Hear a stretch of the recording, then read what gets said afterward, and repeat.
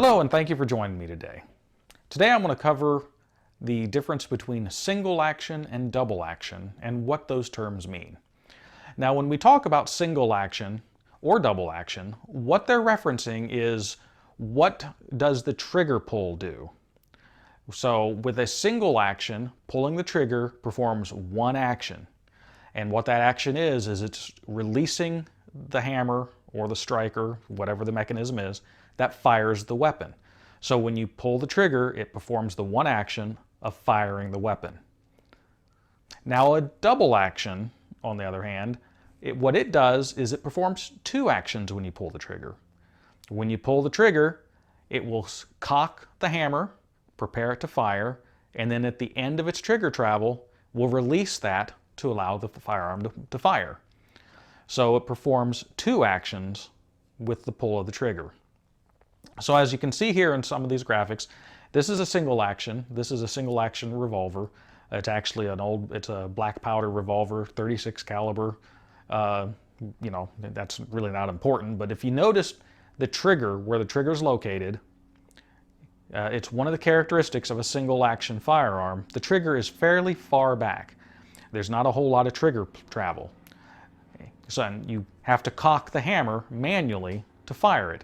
So when you cock the hammer, you pull the trigger back just a little bit, it releases the hammer, and the weapon would fire. Now compare that to a double action revolver. In this case, the trigger, notice it's much farther forward. So when you start pulling the trigger back, it brings the hammer back. You can notice those as they move in relation to each other. Once the trigger is pulled back all the way, the hammer is released and it falls forward or springs forward and it fires the weapon. Now, an interesting thing about most modern revolvers, they can operate as single action as well. You can manually cock the trigger back, and if you notice the trigger, it will come back to its single action set, and then when you pull the trigger, that little bit of travel, it will fire the weapon. Now, some modern semi-automatic weapons are what's called a double action, single action. Now, what that means is, upon the very first action of the trigger, it performs a double action. So when you pull the trigger back, it will cock that hammer and then release it and fire the weapon. Now on cycling, with the semi-automatic, the slide will come back on recoil, chamber the next round, the hammer will stay back, and at this point the trigger, if you notice, will be much farther back, and it's in its single action orientation. A very small trigger pull at this point, and then the weapon will fire, and it will keep doing that until it's expended all of its ammunition.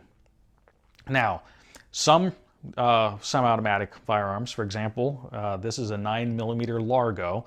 It looks kind of like a 45 automatic, but it's a 9mm. It's a fairly old firearm from the 30s. If you notice, the trigger just has a little bit of travel, and you have to manually cock the hammer to be able to fire the weapon. Now, normally cycling the slide back to chamber a round will then cock the hammer. If the weapon's already loaded with a round in the chamber, manually cock the hammer back with your thumb, and then it just takes a small trigger pull. Now, another facet that they'll have, and this can be with revolvers or with semi-automatic weapons, is what's called a double action only firing control. What that means is it operates in double action. So by pulling the trigger, it cocks the weapon and then releases and fires. And it will only do that. You have to do both of those actions. The reason for that is with a double action, it's a longer, heavier trigger pull. So theoretically, it's a little safer. Plus, it's repetition. It's going to be the exact same trigger pull with every shot. It allows you to get used to it. Now, there's single action only firearms, there's double action only firearms, and then there's firearms that are both. So hopefully this has been of assistance to you.